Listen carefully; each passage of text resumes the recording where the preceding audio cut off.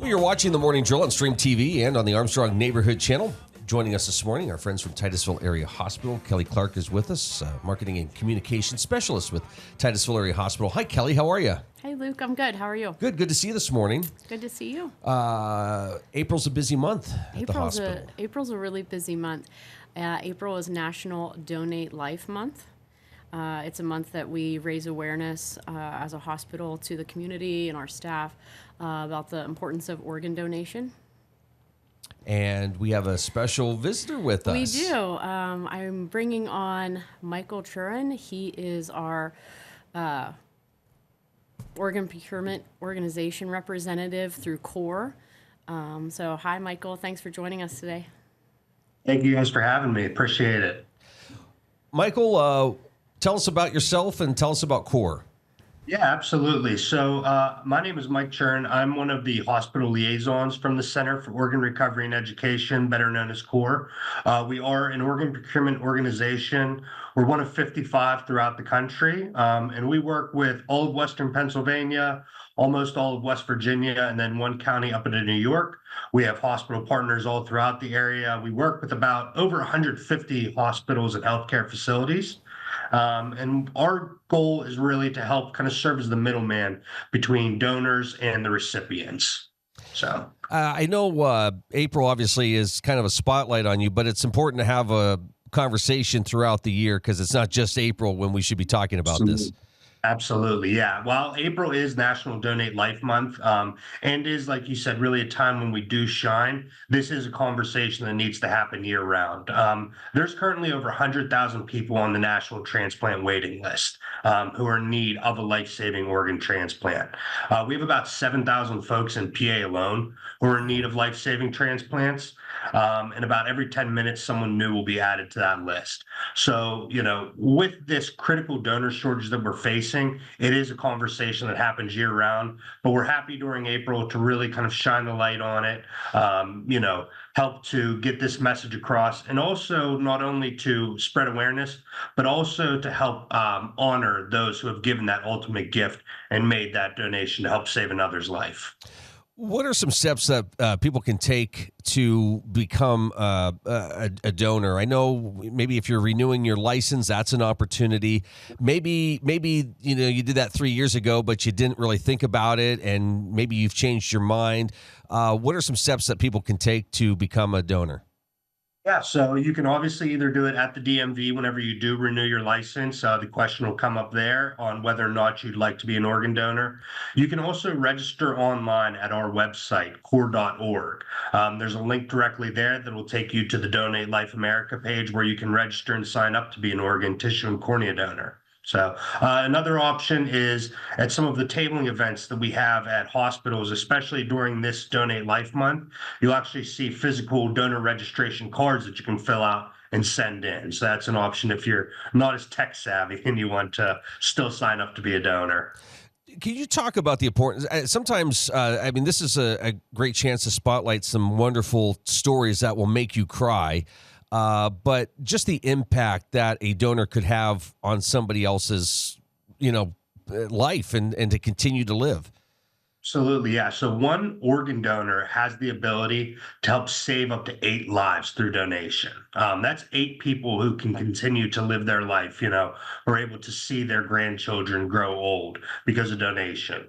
A tissue donor can help heal up to 75 lives through donation, through skin, long bone, veins, heart valves, muscles.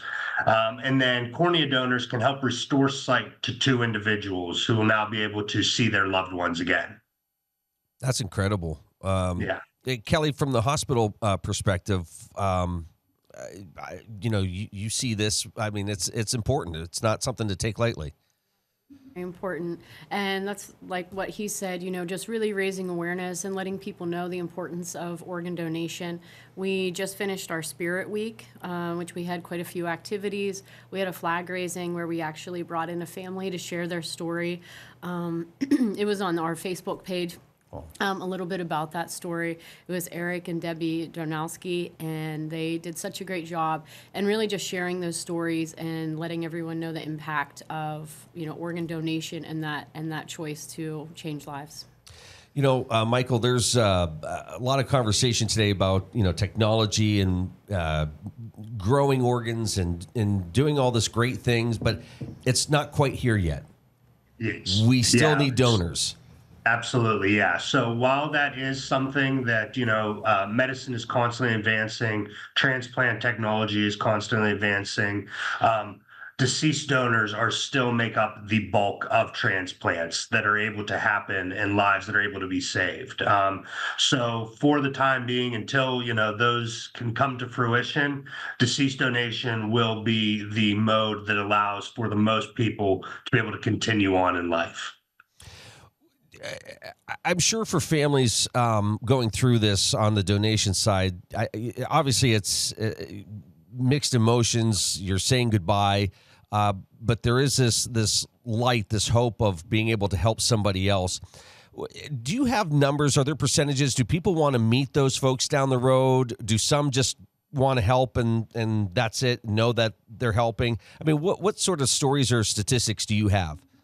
Yeah, so I don't have any exact numbers on that, but I know that through CORE, we do actually help to try and arrange some of those meetings between donor families and their recipients.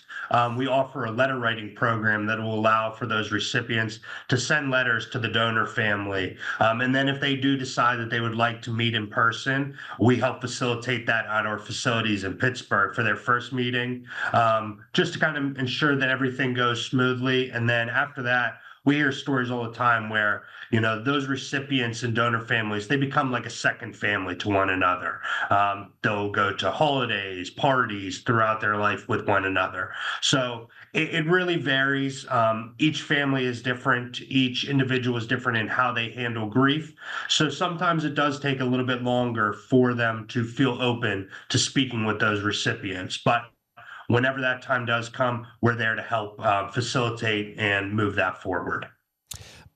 What's your day-to-day like? What's going on in your office? Are you there primarily? Are you out? What happens? I'm out on the road every day. I work as a hospital liaison. My role is to ensure that our hospital partners have everything that they need to be successful to make donation happen. So I work with meeting with hospital leadership to go over data, recent trends, help find process improvements that we can make for the donation process. I work on educations to nursing staff, physicians, to make sure they're fully understanding of what their role in donation will be. So yeah, my day is a lot of driving, a lot of sitting down and talking to different people, but I love it when traded for the thing in the world. Yeah, and Kelly, the hospital side, obviously these are, like we said, important conversations. And if somebody really wanted to learn more or say, you know what, I've had maybe a change of heart or second thoughts about this, I want to donate, should they be talking to their primary care physicians about this? What's the override if, for example, on their license, they're not listed as an organ donor? Yes, so we have information that we put out on a regular basis, not just in April. We definitely put it around the hospital a lot more in April, but there's always information about how you get in touch with CORE, and you could call anyone in the hospital. It's part of our orientation when we start. As a hospital employee, we do a lot of education that surrounds organ donation and what that means and what it means for our patients and anyone that would be new to the program and really wanted to sign up. So yes, everyone that works at the hospital has that information. Michael, the website that people can go to learn more? Yeah, so the best website would be CORE's website. That's core.org. That's going to have all the information on it for individuals who are interested in learning about statistics regarding donation, how they can help out. If they're interested in volunteering and be one of our CORE advocates, it's a great way to sign up and help get involved in a fantastic cause. That's wonderful. And anything else you want to share with us before we wrap up our interview with you this morning? Yeah, I just want to say, we've talked about it. While this is a month to really highlight donation, it is a need all year round. So it's a conversation that we encourage people to have with their families on whether or not they want to be a donor. It may not be on your license, you may not register, but have that talk with your loved ones and let them know, hey, these are my wishes. So if the time ever does come where they have to make that decision, they know what you would want. So really, just keep an open mind about these things. What are the ages, just out of curiosity? So there is no upper age limit for CORE actually used to have the distinction of having the oldest ever donor. We had a 95-year-old gentleman down in West Virginia who was able to donate his liver to a woman in her 60s. She's still doing well to this day. And actually, just last summer, there was a 98-year-old gentleman in St. Louis who was able to be a donor. So no upper age limit to be an organ donor. Yeah. That's incredible. Yeah. Although with me, they'd probably say, 45, but it's like a 106-year-old liver. No, just joking. But no, seriously, have that conversation. Yes. It's tough, but it's like anything else. Making out the will and pre-planning. All this stuff. It's so much easier if you do it now and have those tough conversations. That way, when it's stressful and you're in that moment, you've already thought it out. Absolutely. Michael, thank you for joining us. It was a real pleasure. Thank you so much for the time. Yeah, it was fantastic talking with you guys, and thank you for everything you do for donation. All the best. Thank you. Oh, that was great information as always, Kelly. And again, very important conversation to have. Yes, it's kept us busy this month. We had a lot of fun with it. Some activities at the hospital. Like I said, we had a speaker come in and talk, which really kicked off our Spirit Week and really drove home the meaningful impact that this can bring. A lot happening. Oh, by the way, I think do we have a picture? Yes. Probably. Yeah. I feel like I did a lot of that this week. Take a lot of pictures. Yeah, the staff got involved. It was, yes. Wow. Yeah, that was Blue and Green Day. So, we'd like to participate in those just to show our support and raise awareness. Even if we can save one life through these activities, definitely worthwhile. So. Yeah, and we've heard stories over the years, and I'll tell you, you tear up. Yes. They're quite emotional, so really think hard about it.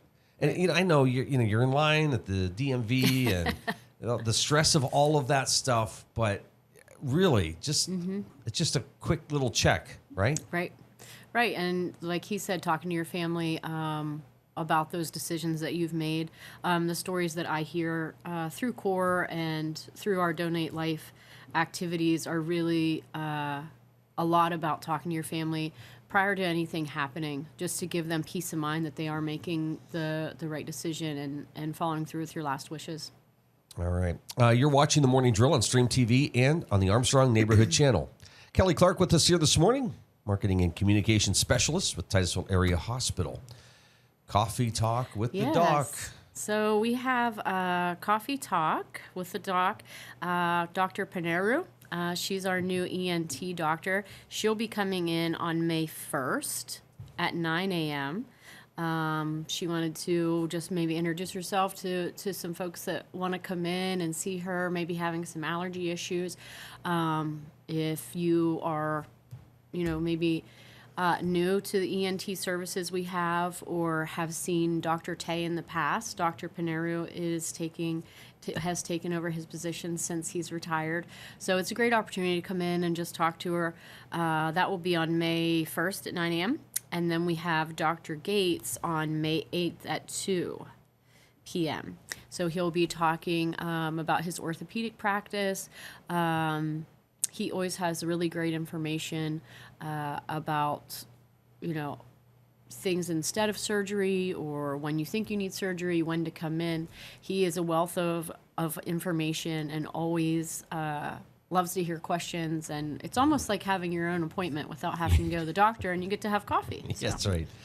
Well, you go to some events, lectures, other places, and It's kind of like sometimes you wonder, like, do they really like what they're doing? You know, it's a lecture type thing, but this isn't. This is, you can like just even when Dr. Gates is on, there's that excitement about what he does. He loves what he does, but he also loves patients. He loves just talking to people.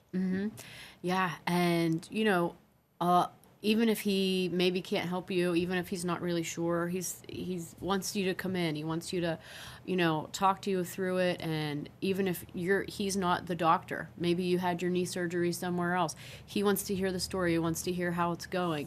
He's very supportive in all the different decisions you make. And maybe he's not your ultimate decision, but he's always willing to talk to you and given his opinion and what he thinks. And it's just really great to have that open conversation. I think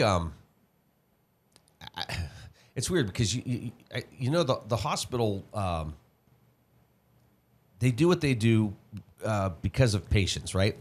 But the doctors care so much, and the last time Dr. Gates was on, he even said, surgery may not be the answer. It may be this, and this. Yes, but we're going to work through that and find out. It's not going to be just, hey, let's just cut you open. Right. Yes. He's very conservative with surgery. Unless it's required, needed. And to be honest, he continually says that it is elective. Having your knee done is elective. If you are done dealing with the pain and you want to do that, but you don't have to. So he's very conservative and really likes to talk to his patients and make sure that they're ready for surgery when it happens. And by the way, if physical therapy is involved, there's just a great network of... Yes. So our physical therapy team is phenomenal. A lot of community support there. A lot of those faces that you see at physical therapy are within the community, coaching, doing things in that way. So really just a whole complete team of care. And I know that we had talked about it before, but we're actually going to be getting ready to start the therapy expansion. That's what golf is going to support this year. So the building that outpatient physical therapy is in now is going to get a very large expansion. And we're going to move OT down there as well and speech. So it'll all be under one roof. And it's very exciting because we're adding a pediatric sensory room. Definitely a need in this area. There's not one in our service area right now. So we're really hoping to help some kiddos out that have the need for those services and also just really build a more robust outpatient therapy for the community. That's fantastic. Yeah. We'll just keep building out further and further here. Titty Ute Health Center. Yeah, it's Titty Ute Health Center. They offer blood draws every year for patients that maybe have a high deductible or are uninsured. Maybe they don't go to a PCP on a regular basis. They are offering blood testing. So you can sign up for this. They're having it 4 different days in May. So it's the 6th, 8th, 13th, and 15th. You can schedule an appointment. Appointments, there's times between 8 and 10 for all of those days. You can get your comprehensive blood testing, your A1C, and also your thyroid function test if you would like. You can call the office or you can go online. On Facebook, there's a link you can go. You don't even have to talk to anyone. You can just go and fill out the survey and sign up for a time for that. So it's just something that we offer to help patients out. That's great.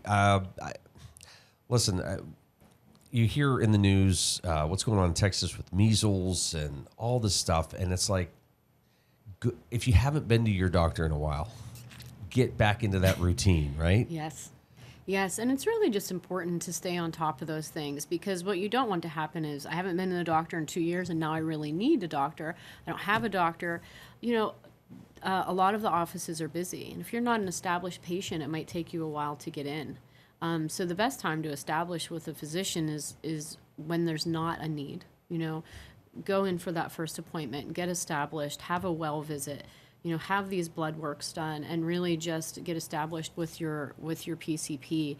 So when something does happen down the road, you'll definitely be able to get in as a current patient. And don't let, if they're like, well, it's going to be, a couple weeks, couple months. Yeah. Get it scheduled. Yes. Get it scheduled for sure. And stick with it. Yes. You mentioned golf. Yes. Golf is coming up. Golf is full. Oh, okay. So we actually have a lot of teams already. So we're closing golf. We do have a couple of spots still available if you're want to be a dinner sponsor or a lunch sponsor or something like that. Those sponsorships come with a team. So if you're looking to do a larger sponsorship, or if you just want to be on the wait list, you can send your team in, and we'll see make sure everyone is still coming if anyone drops out. But yeah, it escalated quickly. It filled up really, really fast, and I mean, it's a really great problem to have. It makes me feel really great that everyone wants to golf in it. So, this is something that is with you like year round, right? Year round, yes, we do. It's always in our mind. It never goes away. I mean, we might meet somebody, something completely unrelated to golf, and say, hey, that's somebody that we should make sure we invite to golf. They would be a good sponsor, or we'd really like them to come golf with us. It does. And we're always looking for new sponsorships, new ideas. I went to an event in Russell, PA, and I'm looking around and I'm looking at their signage. I'm like, who made your signage? That's really great signage. Just really different ideas of how to move all the people through quickly, how to sell tickets, and just ways that we can improve. Although it's pretty perfect. I don't know if we can. Yeah, it is. You guys do a fantastic job. But if you're interested, get a hold of the foundation. You can call me, okay. you can call me directly. Even if you don't want to be a sponsor. So our whole sponsorships are $350. We have a prize sponsorship that is $150. And if you're not looking to do anything that large, we accept gift cards. Anything that you think that we could raffle off, we will gladly accept.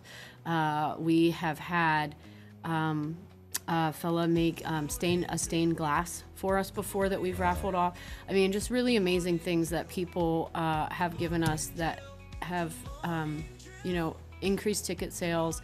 And yeah, so you can call me directly. My number is 827-1060, and I'll give you all the info.